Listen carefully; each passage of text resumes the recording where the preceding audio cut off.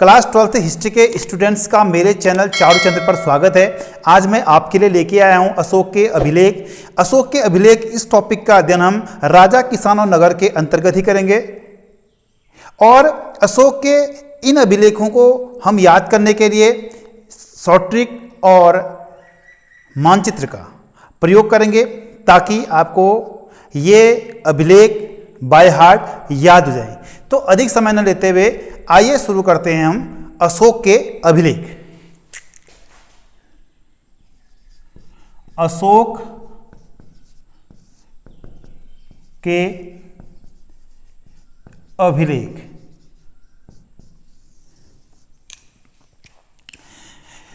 तो स्टूडेंट्स, आपको पता होगा कि अशोक मौर्य वंश का एक महान शासक था। अशोक दुनिया में उन गिने चुने राजाओं में एक था जिनके नाम के आगे महान शब्द या द ग्रेट शब्द जुड़ा है। अशोक ने अपने द्वारा किए गए कार्यों के लिए अभिलेखों का निर्माण कराया और ये अभिलेख आज हमारे भारतीय इतिहास को जानने के महत्वपूर्ण स्रोत भी हैं। तो स्टूडेंट्स, अशोक एक ऐसा शासक था जिसने अभिलेखों के माध्यम से अपनी जनता को प्रत्यक्ष रूप से संबोधित किया, अपनी इच्छा जनता को बताई, अपना संदेश जनता तक पहुंचाया, अपनी जितनी भी राजाज्ञाएं थी उन राजाज्ञाओं को सीधे सीधे जनता तक पहुंचाने के लिए उसने अभिलेखों का इस्तेमाल किया। अशोक के अभिलेख अपने पूर्ववर्ती या पहले के काल के अभिलेखों से कई मायने में भिन्न थे। पहले के जो अभिलेख थे वो अभिलेख कई मामलों में घिसे पिटे लगते थे, लेकिन अशोक के अभिलेखों में मौलिकता थी, विचारों की गहराई थी। वो उसने अपनी अंतरात्मा की जितनी बातें थी इन्हीं अभिलेखों के माध्यम से जनता को शेयर की। तो अशोक को अभिलेखों को लिखने की प्रेरणा ईरानी शासक डेरियस से मिली। ईरान का एक शासक था अशोक के समकालीन। डेरियस ने भी अपनी बात को जनता तक पहुंचाने के लिए ईरान में अभिलेख लिखवाए थे। तो डेरियस से प्रेरित होकर अशोक ने करवाया, अभिलेख लिखवाए। तो स्टूडेंट्स, अशोक के इन अभिलेखों की खोज 1750 ईस्वी में दिल्ली और टोपरा से टिफन थेलर ने की थी। यदि कोई आपसे क्वेश्चन पूछे कि अशोक के अभिलेखों सबसे पहले किसने खोजा था, तो टिफन थेलर के द्वारा 1750 में दिल्ली और टोपरा से। Tiffin Thaler 1750। और अशोक के अभिलेखों को पढ़ने का श्रेय सबसे पहले जाता है आपका जेम्स प्रिंसेप। तो जेम्स प्रिंसेप ने 1837 में सबसे पहले अशोक के अभिलेखों को पढ़ा था। 1837 में जेम्स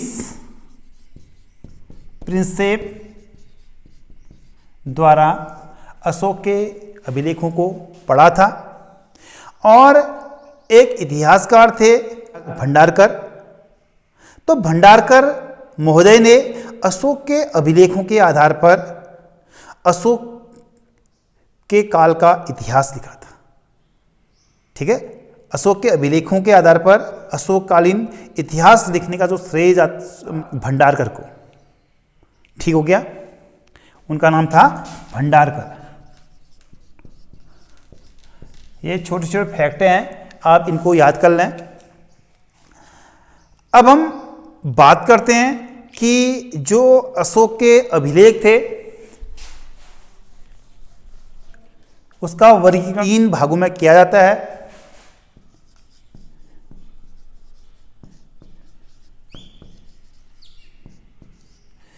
ठीक है, एक है आपका शिलालेख,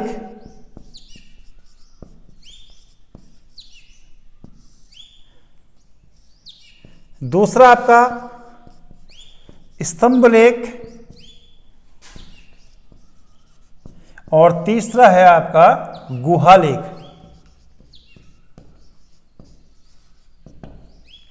तो जो शिलालेख है, शिलालेख 2 भागों में बटे हैं। नंबर 1 वृहद शिलालेख,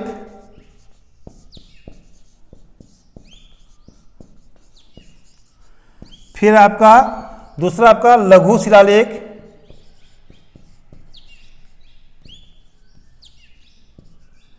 तो जो वृहद शिलालेख हैं इनकी संख्या है आपका 14, जो 8 स्थानों से प्राप्त हुए हैं।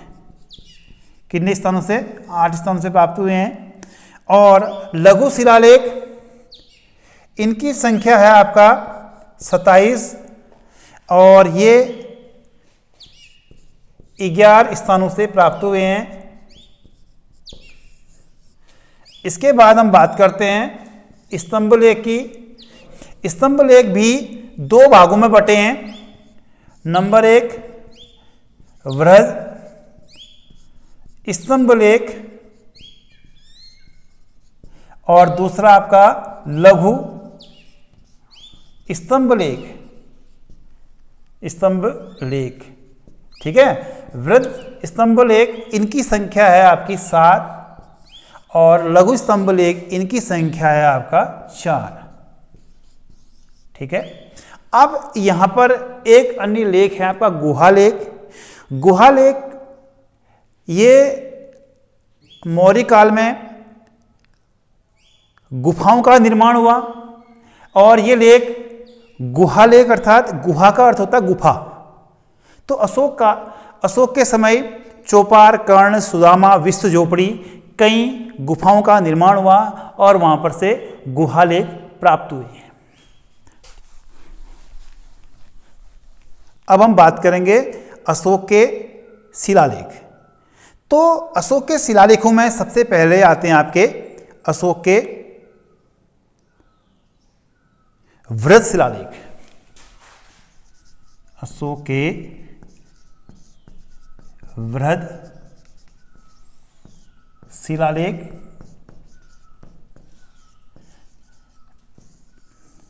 तो सबसे पहले एक छोटी सी बात यहां पर और क्लियर कर देना चाहता हूं मैं कि जो शिलालेख होते हैं, शिला मीन्स होता है पत्थर, और ये जो लेख थे ये पत्थरों पर उत्कीर्ण किए गए थे, पत्थरों पर लिखे गए थे। ठीक है, तो शिला मीन्स होता है पत्थर, पत्थरों पर लिखे लेख को क्या कहते हैं? शिलालेख कहते हैं। ठीक है, क्लियर हो गया ना। अब हम बात करते हैं अशोक के वृहद शिलालेख। ये अशोक की राजाज्ञाएं हैं। ये क्या है? अशोक की राजाज्ञा। ठीक है, सरकारी आदेश, एक प्रकार का क्या है? सरकारी आदेश।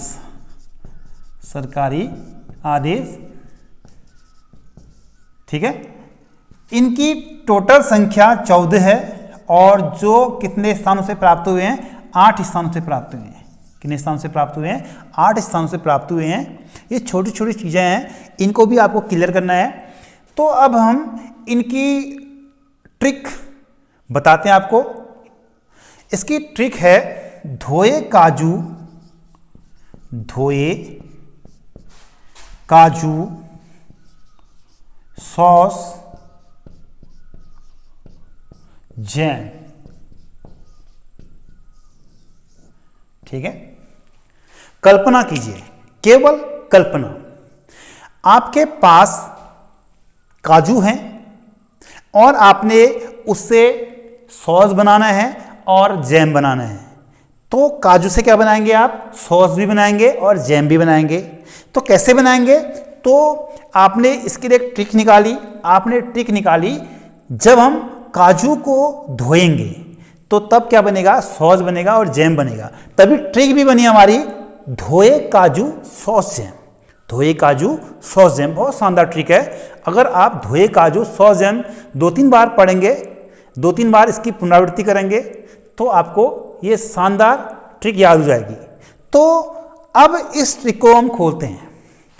ट्रिक जैसे धो से है आपका धौली, धौली, और ये से आपका येर गुडी, येर गुडी, और का से है आपका कालसी,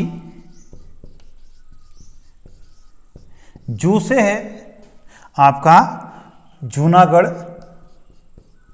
जूनागढ़, और सो से है आपका सोपारा, और दूसरे सौ से है आपका शहबाजगढ़ी, शहबाजगढ़ी, और जैसे है आपका जौगढ़, और मौ से है आपका मान सेहरा। तो स्टूडेंट्स ये हमने ट्रिक को खोल दिया है। धोए काजू सॉस जैम, धो से धौली, ये से येरगुड़ी, का से कालसी, जो से जूनागढ़, और सौ से सोपारा, और सौ से शहबाजगढ़ी, और जैसे जौगढ़, और माँ से मानसेरा। अब इनकी लोकेशन की बात करते हैं। जो धौली है, धौली आपका पुरी उड़ीसा में है, पुरी उड़ीसा में है, और येरगुड़ी आपका आंध्र प्रदेश में है। और उसके बाद हम बात करते हैं कालसी, देहरादून उत्तराखंड में है, उत्तराखंड में है।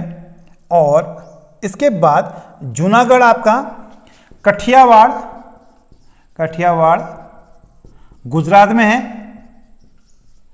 और इसके बाद सौ से होगा आपका सोपारा, ये महाराष्ट्र में है, महाराष्ट्र में मुंबई से 33 किलोमीटर की दूरी पर पड़ता है थाना, वहाँ पर है।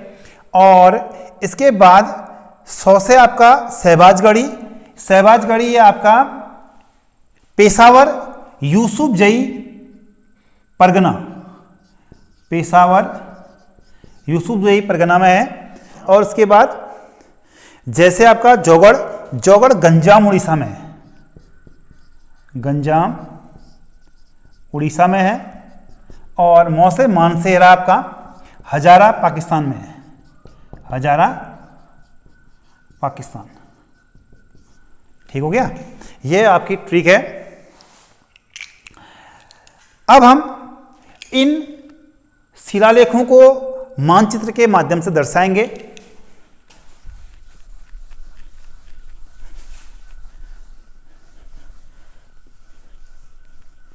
ठीक है, अब हम जल्दी से भारत का मानचित्र बना लेते हैं और वहां पर ये इनको दर्शाएंगे।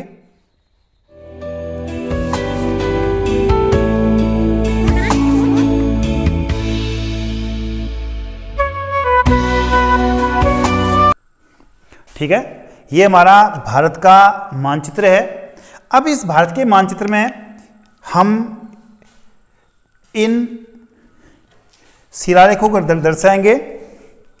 ठीक है, हमारी ट्रिक में सबसे पहले आता है आपका धौली।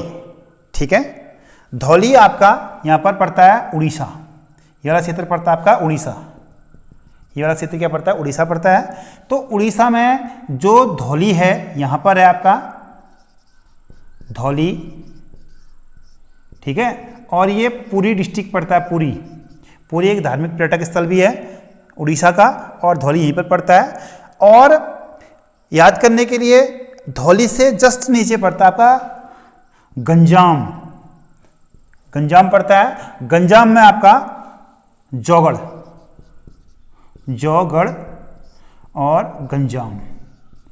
यदि आपसे पूछा जाए कि उड़ीसा में कौन कौन से शिलालेख हैं, उड़ीसा में दो हैं आपका धौली और जौगढ़। धौली आपका पुरी में और जौगढ़ आपका गंजाम में।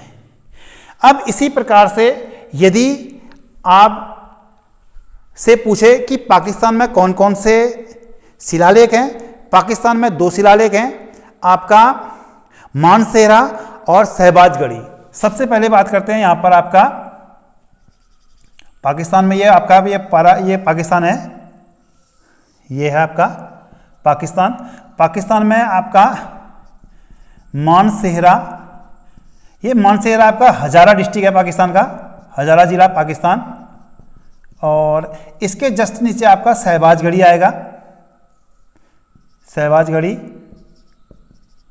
शहबाजगढ़ी ये आपका पेशावर जिला। और इसकी एग्जैक्ट लोकेशन है यूसुफ जई परगना, यूसुफ जई परगना में है ये। ठीक हो गया। पाकिस्तान में दो है, मानसेरा और शहबाजगढ़ी।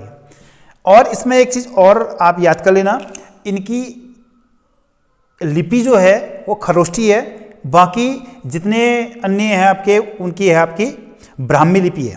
अब इसके बाद गुजरात की बात करते हैं। गुजरात में आप ये वाला क्षेत्र काठियावाड़ का है और यहाँ पर पड़ता होगा जूनागढ़, जूनागढ़। ठीक है।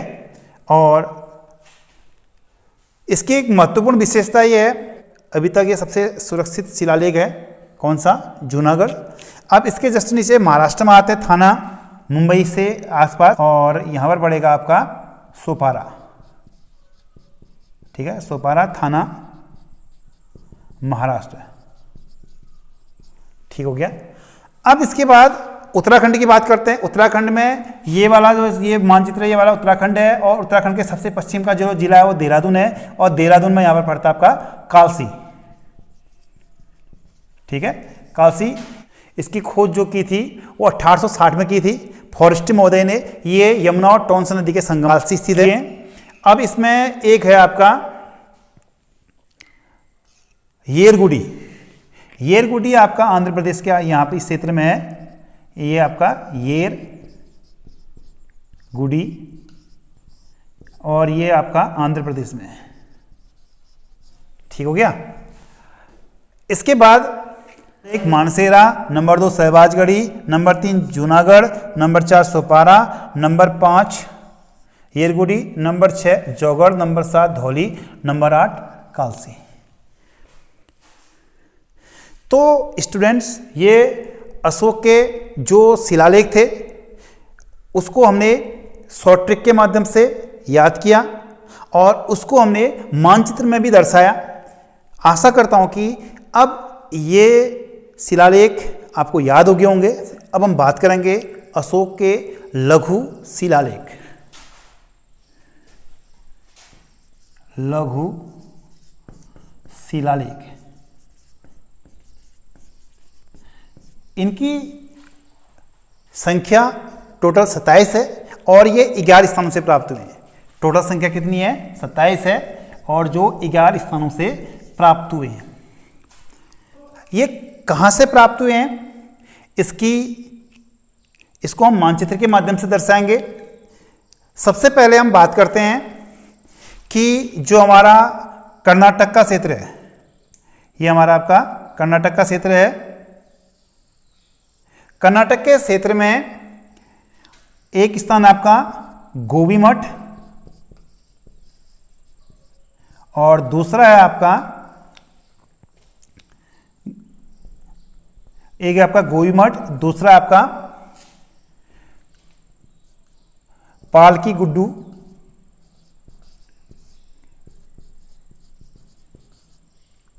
पालकी गुड्डू, और तीसरा है आपका चित्तलदुर्ग। तो हमने इनको वर्तमान राज्यों के साथ दर्शा दिया है, और इससे हमें कन्फ्यूजन भी नहीं होगा कि कौन सा जो लघु शिलालेख है वो कहाँ पर है। तो हमें पता है कि कर्नाटक राज्य यहाँ पर है, और कर्नाटक राज्य में सबसे उत्तर में गोबीमठ था, उसके दक्षिण में पालकी गुड्डू की लोकेशन है, उसके नीचे चित्तलदुर्ग की है। चित्तलदुर्ग ब्रह्मगिरी में है, और गोबीमठ जो है आपका मैसूर में है। ठीक है। अगर गोबीमठ की बात करें तो गोबीमठ लगभग ये इस लोकेशन में आएगा, और यहीं पर आएगा आपका पालकी गुड्डू। ठीक हो गया। इसकी जो लोकेशन की बात करें, ये होगा गोबीमठ, पालकी गुड्डू और चित्तलदुर्ग। ठीक है। और इसी के साथ हम आंध्र प्रदेश में भी 3 शिलालेख थे। वहां पर थे आपका नंबर 1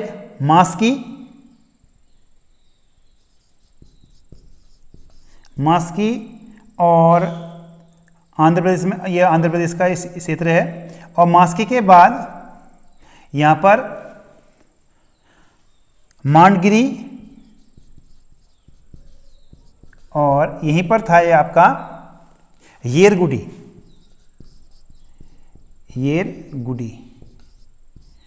तो आंध्र प्रदेश में मास्की, मांडगिरी और येरगुडी।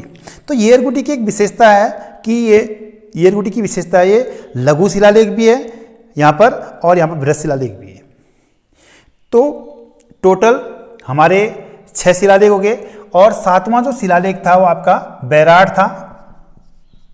तो बैराड ये राजस्थान में जो जयपुर है, यहाँ पर बैराड की लोकेशन है, और बैराड को भाबरू का शिलालेख भी कहते हैं। अशोक ने इस शिलालेख में अपने आप को मगध के राजा के रूप में दर्शाया है। ठीक है, अशोक ने किस शिलालेख में अपने आप को मगध के राजा के रूप में संबोधित किया है स्वयं को, वह आपका बैराड या भाबरू के शिलालेख से। ठीक हो गया। अब इसके बाद हम बात करते हैं कि एक शिलालेख था आपका बिहार में, सहस्राम था। सहस्राम ये दक्षिणी बिहार में था। ठीक हो गया। और इसके बाद एक शिलालेख आपका अफगानिस्तान में है। अफगानिस्तान में ये आपका पाकिस्तान हो गया, ये वाला क्षेत्र, और ये आपका अफगानिस्तान हो गया, ये हो गया आपका अफगानिस्तान। अफगानिस्तान में यहाँ पर पड़ता आपका सार-ए-कुन्हा। ठीक है। और इसकी वर्तमान एग्जैक्ट लोकेशन अफगानिस्तान में कांधार। इसको कांधार का शिलालेख भी कहते हैं। इसकी एक महत्वपूर्ण विशेषता थी, अशोक के जो धम्म नीति से प्रेरित होकर यहाँ के बहेलियों ने और मछुआरों ने जीव हत्या छोड़ दी। बहेलियों ने पक्षियों को मारना छोड़ दिया, मछुआरों ने मछली मारनी छोड़ दी। तो और साथ ही साथ ये जो शिलालेख है, इसकी जो लिपि है वो अरमैक लिपि है। और इससे पहले मैंने आपको बताया था अशोक के दो शिलालेख थे, सहबाजगढ़ी और मानसेहरा। इसकी जो लिपि थी वो थी आपकी खरोष्टी थी, और इन तीनों के अलावा बाकी जितने शिलालेख हैं उनकी जो लिपि है वो ब्राह्मी है। ये भी आप नोट कर लें। ठीक है। अब ये आपका, इसके बाद मध्य प्रदेश में भी 2 शिलालेख मिलते हैं। मध्य प्रदेश में भी 2 शिलालेख हैं। नंबर 1 गुज्जरा, ये दतिया मध्य प्रदेश में है, दतिया मध्य प्रदेश में है। इसके अलावा रूपनाथ है आपका जबलपुर में। ठीक हो गया। तो मध्य प्रदेश में कितने हो गए? 2 हो गए, गुज्जरा और रूपनाथ। और कर्नाटक में 3 हो गए, और आंध्र प्रदेश में भी 3 हो गए, मास्की, मांडगिरी और येरगुडी। राजस्थान में 1 हो गया, 1 आपका अफगानिस्तान में हो गया, और 1 आपका बिहार हो गया। तो ये हो गया आपका 3 आपका कर्नाटक में, 3 आंध्र प्रदेश में, 3 दूना 6, 2 8 मध्य प्रदेश में, 9वां बिहार सहस्राम, 10वां बैराड और 11वां आपका अफगानिस्तान में।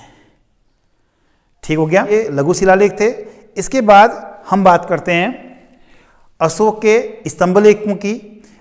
अशोक के जो स्तंभलेखों की का जो वर्गीकरण है वो भी 2 भागों में है। एक है वृहत स्तंभलेख, दूसरा लघु स्तंभलेख।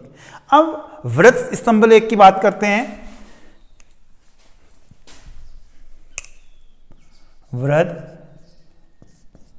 स्तंभलेख, ठीक है, इनकी संख्या है आपकी 7, और ये 2 तो आपका नेपाल में प्राप्त हुए हैं। यहाँ पर नेपाल है, नेपाल में आपका निगलीव और दूसरा आपका रुमनदेही। तो नेपाल में कितने हो गए? 2 हो गए, निगलीव और रुमनदेही। और इसके बाद 3 है आपका चंपारण बिहार। अब ये जो यहाँ पर ये वाला जो क्षेत्र है बिहार का, चंपारण में 3 है। नंबर 1 लौरिया नंदनगढ़, दूसरा आपका लौरिया अजराज, और तीसरा आपका रामपुरवा। तो बिहार चंपारण में कितने हो गए? 3 हो गए, लौरिया नंदनगढ़, लौरिया अजरा और रामपुरवा। ठीक हो गया। अब इसके बाद स्तंभ लेख एक आपका कौशाम्बी में, ये आपका इलाहाबाद में है, जिसको क्या कहते हैं? वर्तमान में प्रयागराज कहते हैं। इसके बाद एक आपका जो स्तंभ लेख है वो टोपरा और मेरठ। यहाँ पर आपका मेरठ आता है और यहाँ पर आता है टोपरा। ये मेरठ उत्तर प्रदेश में और टोपरा कहाँ आपका? टोपरा आपका हरियाणा में है। ठीक है, मेरठ और टोपरा। और इनकी विशेषता ये थी कि इनको फिरोज शाह तुगलक ने, जो दिल्ली का सुल्तान था, इसने टोपरा और मेरठ के जो स्तंभ लेख हैं इनको दिल्ली पहुंचाया था। तो ये 7 स्तंभ लेख हो गए।